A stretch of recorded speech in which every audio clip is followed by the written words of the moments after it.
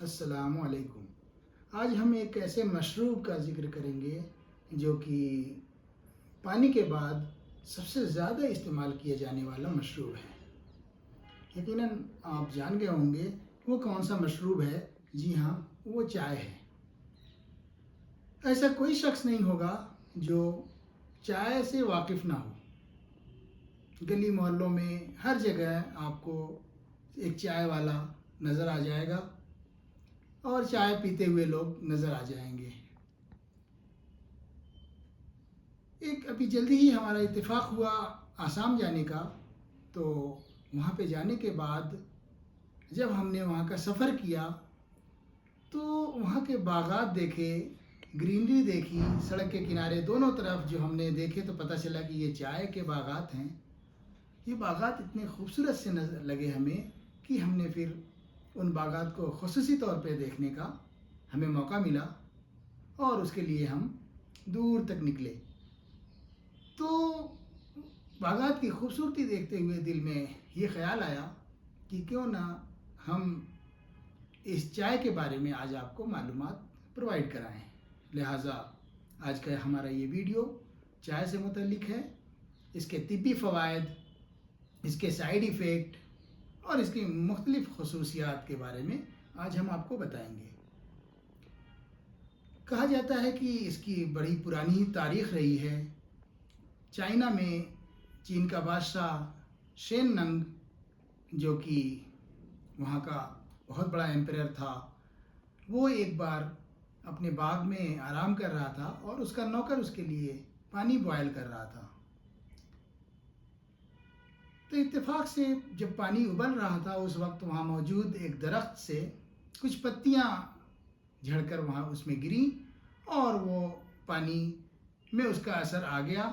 नौकर ने वो पानी जब बादशाह शेरनंग को पेश किया और बादशाह ने वो पानी पिया तो उसको पीने के बाद उसके बदन में एक अजीब सी फुर्ती और ताजगी का एहसास हुआ। बादशाह को बड़ा ताज्जुब हुआ। तो उसने हैरत से एक लफ्ज़ कहा, छा, जो कि चाइनीज़ ज़ुबान का लफ्ज़ है जिसके मानी हैं ये क्या। तो हैरत को ज़ाहिर करने के लिए जो लफ्ज़ इस्तेमाल हुआ, छा, वही उस मशरूब का नाम पड़ा और जो बाद में बदलकर चाय हुआ और उसके बाद टी भी कहलाया जाने लगा। तो यानी कि चाय और टी दोनों ही नाम चाइनीज़ ओरिजिन के हैं, चीनी ज़ुबान के हैं। इस तरह से क्योंकि बादशाह वो नबातात पे बहुत रिसर्च किया करता था तो उसने इस तरह से चाय का चलन आम किया और उसको इन मकासद के लिए इस्तेमाल किया जाने लगा, ताजगी के लिए, और जो जैसा कि उसने महसूस किया था। चाय क्योंकि चीन में पैदा होती है तो चीन को इस बात पे बड़ा फ़ख्र था कि उसके वहाँ चाय पैदा होती है। 16वीं सदी में ये चाय ब्रिटिश के ज़रिए यूरोप पहुँची। यूरोप में वहाँ आदत पड़ गई और इस तरीके से चाय ने अपना वो मुकाम हासिल किया कि वहाँ चाय से मुतल्लिक मुख्तलिफ़ पार्टीज़ होने लगी, चाय पार्टी के नाम से। तो बड़े बड़े लोग जो उमरा हुआ करते थे, अमीर लोग थे, वो लोग ख़ास तौर से इस तरह का एहतमाम करते थे और उन पार्टियों में बड़े बड़े लोग ही शामिल हुआ करते थे। तो एक तरीके से चाय स्टेटस सिंबल बन गई और फिर उसने एक ख़ास मुकाम हासिल कर लिया। क्योंकि चाय चाइना में होती थी तो चाइना को इस बात का बड़ा गुरूर था, फ़ख्र था, तो उसने मन मर्जी दामों में इसको प्रोवाइड करना शुरू किया। ब्रिटिश को ये बात बड़ी नागवार गुजरी क्योंकि उनको उसकी आदत लग चुकी थी, अब उसके बगैर वो रह नहीं सकते थे। तो उन्होंने उसके मतबादिल के तौर पर मुख्तलिफ़ जगहों पे चाय से मुतल्लिक रिसर्चें शुरू की, मालूमात दस्तयाब करना शुरू की और इस तरह से 1823 ईस्वी में एक स्वीडिश डिस्कवरर रॉबर्ट ब्रूस, जो कि हिंदुस्तान के सफ़र पे था, वो आसाम पहुंचा तो उसने देखा कि वहाँ पे ब्रह्मपुत्र नदी के इर्द गिर्द कबायली लोग एक ख़ास किस्म का मशरूब पी रहे हैं। तो उसको बड़ा तअज्जुब हुआ और उससे मुतल्लिक मालूमात दस्तयाब करना शुरू किया। तो ये बात पता चली कि असम में ब्रह्मपुत्र नदी के किनारे एक जंगली पौधा उगता है जिसको वो लोग मशरूब के तौर पर इस्तेमाल करते हैं। लिहाजा उसने उस पौधे को कलेक्ट किया, उसका सैंपल कलेक्ट किया और उससे मुतल्लिक तहकीक शुरू कर दी। उसको तहकीक के लिए भेजा गया तो बड़ी हैरत हुई ये बात जानकर कि ये पौधा भी वही चाइना में इस्तेमाल किए जाने वाले चाय से मुशाबहत रखता था। तो जैसा कि चाइना में जो पौधा पाया जाता है, जो चाय का प्लांट पाया जाता है, उसका बॉटनिकल नेम कैमेलिया सिनेंसिस है। तो रिसर्च से पाया गया कि ये उसी के करीबी पौधा है, करीबी स्पेसीज़ है और मिलता जुलता है और फ़वायद भी तकरीबन वही हैं। लिहाजा इसका भी botanical name camellia sinensis variety आसामी रखा गया। इस तरह से अंग्रेज़ों को बड़ा तोहफ़ा मिला और चाइना की मोनोपोली को तोड़ने का एक मौका मिल गया। इस तरह से चाय हिंदुस्तान से वो दस्तयाब करने लगे और उसका कारोबार शुरू कर दिया। इस तरह चाइना के बाद चाय की खेती का दूसरा सबसे बड़ा एरिया इंडिया में हुआ और वो आसाम में उसकी खेती की जाने लगी। चाय धीमे धीमे हिंदुस्तान में भी इसका इस्तेमाल शुरू हो गया और इसका रवाज बढ़ गया और फिर वो यहाँ से मुख्तलिफ़ जगहों पे चाय का इस्तेमाल शुरू हो गया। हिंदुस्तान के अलावा म्यांमार, बांग्लादेश और भूटान वगैरह में भी चाय की खेती होती है और दार्जिलिंग में भी चाय की खेती होती है। चाय की मुख्तलिफ़ अक़साम इस्तेमाल की जाती हैं जिसमें white T, black T, green tea वगैरह शामिल हैं। उसके अलावा इसकी मकबूलियत को देखते हुए अब तो मुख्तलिफ़ फ्लावर्स जो होते हैं मुख्तलिफ़ पौधों के, उनकी भी चाय दस्तयाब होने लगी है, जैसे कैमोमाइल टी, रोज़मेरी टी वगैरह। मिजाज की बात जहाँ तक की जाए तो चाय का मिजाज गर्म खुश्क है और इसीलिए ये ख़ास तौर से उन लोगों के लिए बहुत बेहतर साबित होती है जो कि जिनका मिजाज सर्द होता है।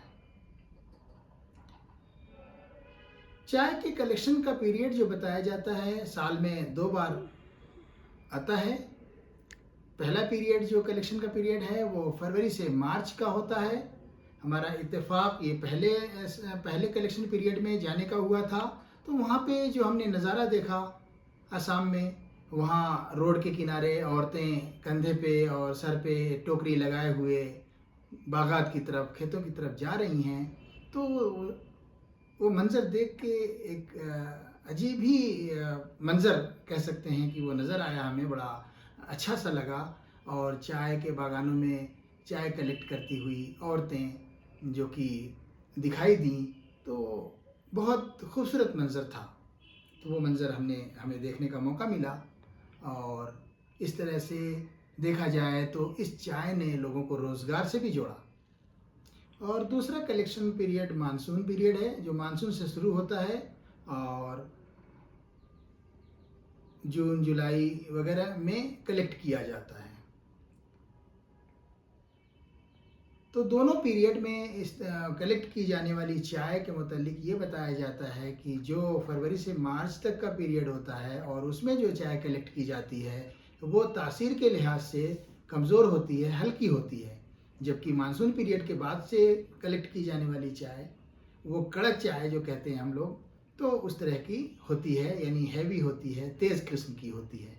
और अक्सर वही कड़क चाय ही लोग ज़्यादा पसंद करते हैं, लेकिन वो ज़्यादातर जिन लोगों को हल्की चाय पसंद होती है तो वो पहले पीरियड में जो कलेक्ट की गई चाय होती है उसका इस्तेमाल पसंद करते हैं। अब तिब्बी फ़वाइद की अगर बात की जाए तो चाय का जो तिब्बी फ़ायदा है वो मैं आज आपको बताना चाहूँगा कि चाय रूह को तक़वियत देती है। जैसा कि चाय पीने के बाद एहसास होता है कि रूह में ताकत आई है, तबीयत में फ़रहत व निशात पैदा होता है। अगर सर में दर्द हो रहा हो तो उसमें आराम हो जाता है। दिमागी मादे जो हैं उनका तनकिया हो जाता है, यानी दिमाग में हैवीनेस फील हो रही हो, भारीपन सा महसूस हो रहा हो तो उसका तनकिया हो जाता है। पसीना होता है जिससे कि फाजिल मादे, टॉक्सिन्स वगैरह पसीने के ज़रिए बदन से खारिज हो जाते हैं। इसी तरह इसका डाययूरेटिक इफ़ेक्ट होता है, तो डाययूरेटिक इफ़ेक्ट के ज़रिए भी जो टॉक्सिन्स होते हैं वो बाहर खारिज हो जाते हैं। उसके अलावा ये मैदे के लिए तक़वियत पैदा करता है, रेहा को कम करता है और वर्मी कैफियत हो, सूजन हो तो उसको तहलील कर देती है, हज़म में मदद देती है। अगर मुंह में बदबू आ रही हो तो चाय पीने से मुंह की बदबू दूर होती है। इसीलिए शराब, लहसुन और प्याज वगैरह की बदबू को भी दूर करने के लिए चाय का इस्तेमाल किया जाता है। सर्द मिजाज लोगों के लिए जो सेक्सुअल वीकनेस होती है उनमें ये बहुत ही कारआमद साबित होती है।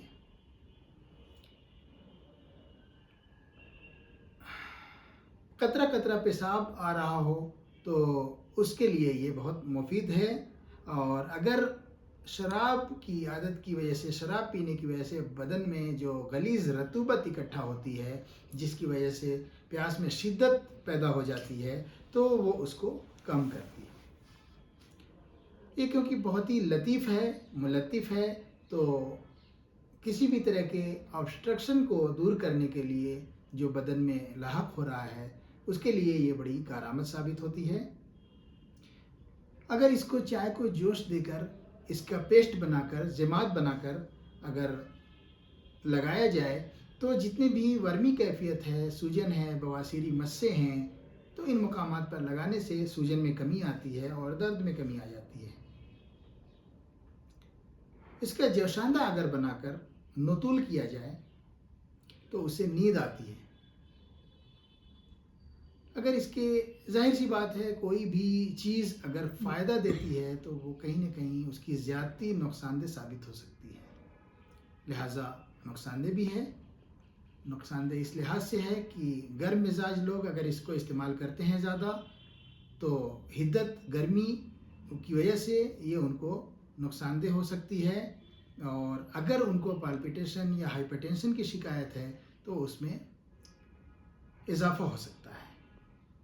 इसी तरह हामिला औरतों में इसकी कसरत अगर कर दी जाए तो हमल ज़ाया हो सकता है। अगर बदन में खुजली हो रही हो तो इसके इस्तेमाल से खुजली में भी इजाफा हो सकता है। इसी तरह अक्सर लोगों की स्किन ड्राई होती है तो ऐसे लोगों को भी इसके इस्तेमाल से नुकसान ये हो सकता है कि ड्राइनेस और ज़्यादा बढ़ सकती है। लिहाजा ऐसे लोग जिनकी स्किन ड्राई होती है वो ज़्यादा चाय का इस्तेमाल ना करें। इसी तरह ट्यूबरकुलोसिस और अस्थमा के मरीज़ों को चाय का इस्तेमाल नहीं करना चाहिए।